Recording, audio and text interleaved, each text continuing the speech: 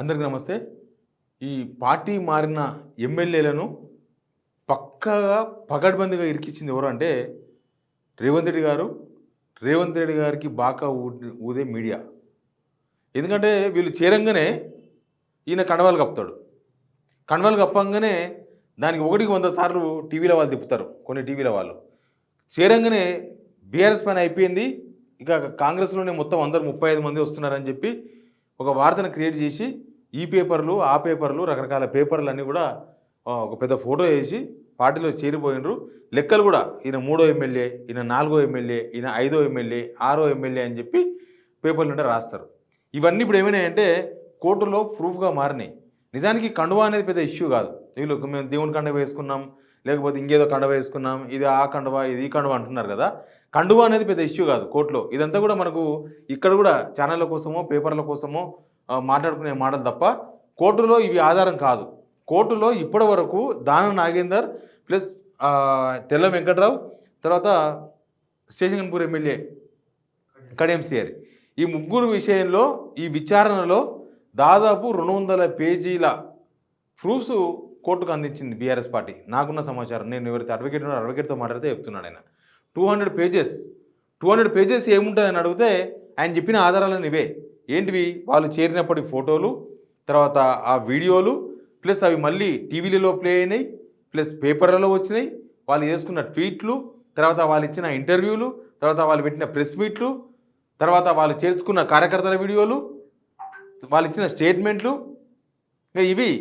తర్వాత అసెంబ్లీలో వాళ్ళు బీఆర్ఎస్ వాళ్ళతో కూర్చోకుండా సపరేట్గా కూర్చునే ఫోటోలు, ఈ సీడీల రూపంలో కొన్ని వీడియోలు, ఇట్లాంటివన్నీ కూడా ప్రూఫ్స్ ఇప్పుడు కోర్టుకి. వీళ్ళు వేసుకున్న కండువా ఇంపార్టెంట్ కాదు.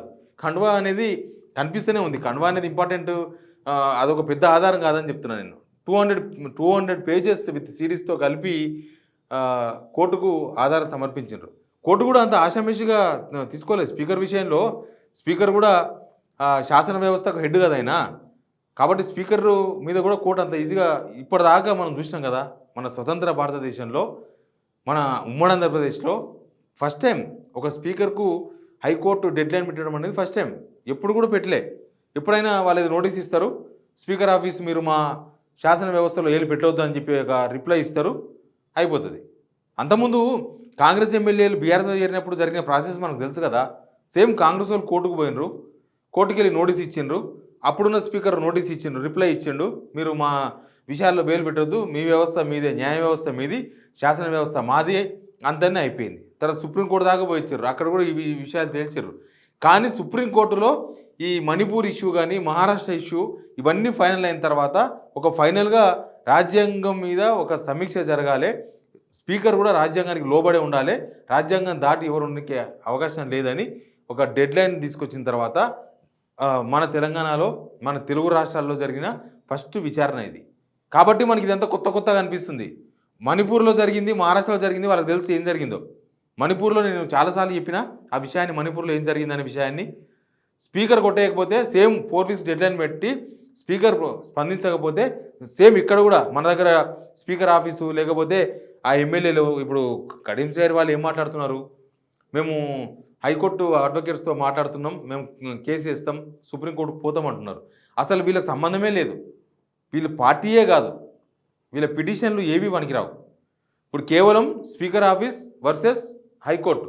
మీరు నిర్ణయం తీసుకోకపోతే నెల రోజుల 4 వీక్స్లా మేమే సుమోటోగా స్వీకరిస్తాం, మేమే సుమోటోగా విచారణ చేపడతాం అన్నది కోర్టు. ఆ పాయింట్ చాలా వ్యాలిడ్ పాయింట్. ఇక్కడ ఎవరు పిటిషన్ వేసిన అవసరం లేదు, ఎవరు దీనిలో అప్పీల్ చేసుకోవాల్సిన అవసరం లేదు. డైరెక్ట్ కోర్టే, మీరు తీసుకుంటారా తీసుకోరా, తీసుకోకపోతే మేము దాన్ని విచారణ చేస్తాం. విచారణ చేయడం అంటే ఏంది?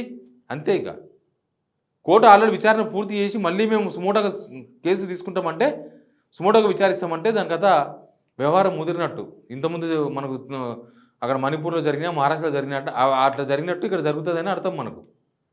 ఇంకా అట్లా జరిగితే ఏమవుతుంది? ఎమ్మెల్యే డిస్క్వాలిఫికేషన్ అవుతారు.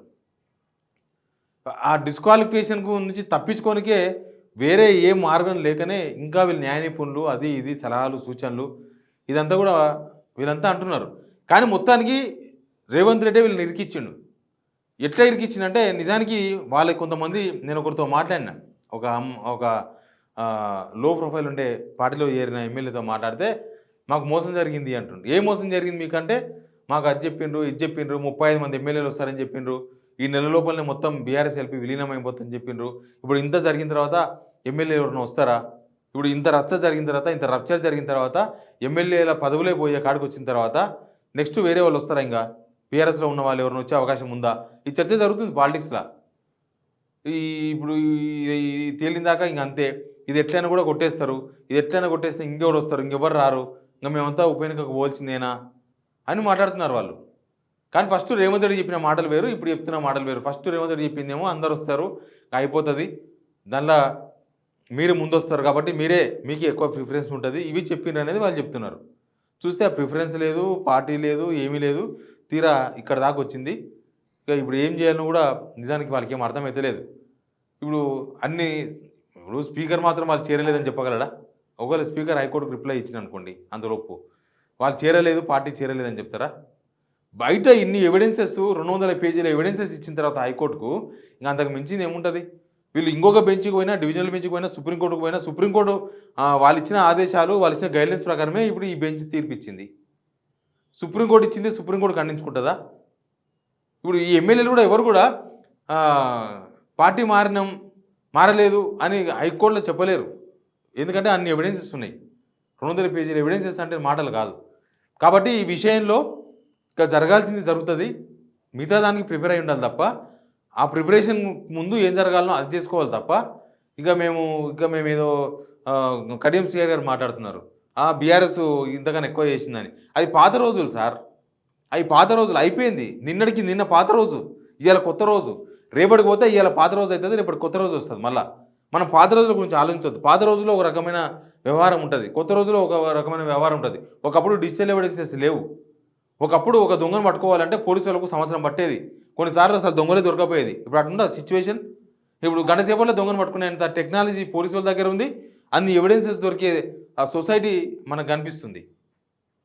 ఎన్ని జాగ్రత్తలు తీసుకున్నా, దొంగ అయినా ఎన్ని జాగ్రత్తలు తీసుకున్నా లాస్ట్కి దొరకక తప్పదు. అట్లాంటి సొసైటీలో మనం బతుకుతున్నాం. కోర్టు కూడా అంతే. కోర్టు కూడా ఎప్పటికప్పుడు అప్డేట్ అవుతూ ఉంటారు కదా. వాళ్ళు కూడా రాజ్యాంగంలో చాలా 125 సవరణలు చేసుకుంటూ వచ్చిర్రు, అన్నీ నడుస్తుంటాయి దానిలో కూడా. కాబట్టి కడియం శ్రీహరి సార్ అప్డేట్ కాలేదనిపించింది నాకు. ఇంకా మిగతా వాళ్ళు ఏమో గుట్టుకు మిట్టుకు అంటున్నారు ఏం చేద్దామని. ఏం చేసినా ఇవన్నీ కూడా ఉత్త మాటలు, ఇవన్నీ కూడా వేస్ట్ మాటలు.